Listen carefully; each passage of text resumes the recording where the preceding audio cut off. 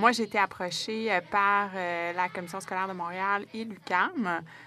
Eux, en fait, souhaitaient documenter leur démarche de recherche parce qu'ils ont été, dans le fond, dans un projet d'environ 4 ans avec des écoles directement à travailler avec les directions d'école, les enseignants, pour améliorer les pratiques, surtout concernant le passage, en fait, des classes d'accueil aux classes qu'on appelle ordinaires, le secteur régulier.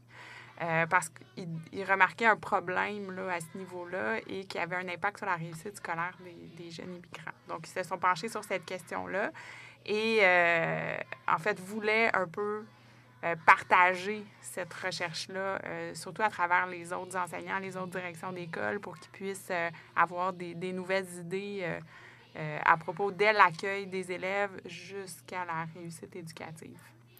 Qu'est-ce qui a été le plus grand défi pour vous? Parce que les jeunes qui arrivent de partout dans le monde arrivent, puis l'apprentissage de la langue française, c'est peut-être le principal objectif de ces classes d'accueil-là. Mais est-ce que la langue a été un défi ou il y a eu d'autres défis pour la création de ces web documentaires?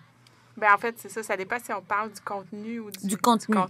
Là. Mais au niveau du contenu, mais ce qui est intéressant, ce qu'on apprend à travers le web documentaire, en fait, c'est que ça prend 5 à 7 ans pour maîtriser une nouvelle langue.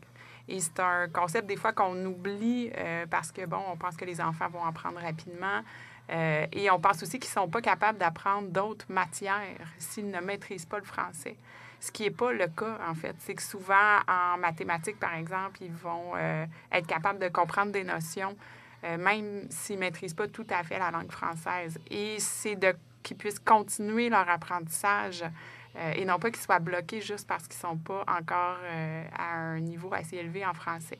Donc ça, il y a une vidéo, par exemple, là, où on est allé dans une école là, du sud-ouest de Montréal, Notre-Dame du Perpétuel Secours, pour aller dans une classe d'accueil qui était mixée avec une classe aussi ordinaire parce qu'on travaille aussi beaucoup le décloisonnement des classes d'accueil pour qu'ils puissent être en contact avec des élèves du secteur régulier. Et eux ont fait justement une activité en mathématiques. Et il y a une jeune qui nous dit en espagnol qu'elle comprend tout, elle est capable de faire l'exercice, qu'il n'y a pas de problème, même qu'au Mexique, c'était plus avancé que ce qu'elle fait ici. Mm-hmm.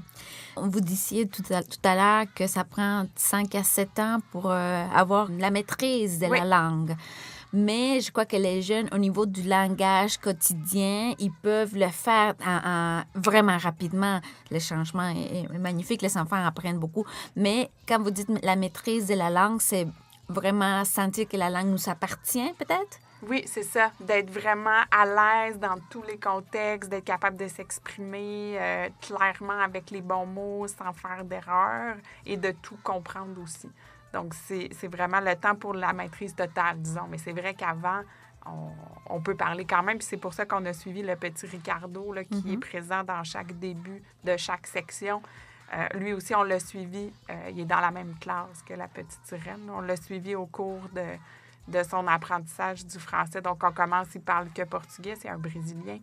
Et après, tranquillement, il apprend à se présenter. Après, il apprend à développer sa pensée. Donc, on a vraiment été chercher tous les stades d'apprentissage de la langue parce qu'il y a vraiment... Les enseignants travaillent avec des classements assez précis. Là.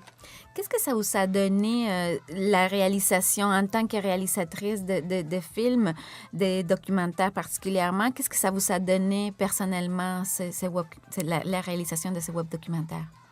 Bien, c'est d'avoir une porte ouverte dans le système scolaire parce que même si on a des enfants qui vont à l'école, même si nous-mêmes, on est allés à l'école, mais d'avoir ce privilège-là d'être là régulièrement, moi, j'ai trouvé ça particulier que les profs nous ouvrent leurs portes très généreusement des 4 écoles qu'on a visitées. Parce que c'est pas évident d'avoir une équipe de tournage dans une classe, parce qu'eux, ils enseignent pour vrai, là, ils n'arrêtent pas. Et il y a des cloches, il y a des... Il faut respecter du temps. Donc, c'est ça, d'avoir accès à ça, d'avoir des enseignants qui veulent changer les choses, qui sont ouverts d'esprit.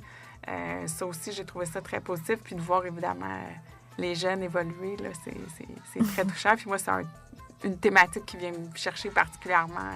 l'immigration, l'inclusion aussi de tous ces élèves-là.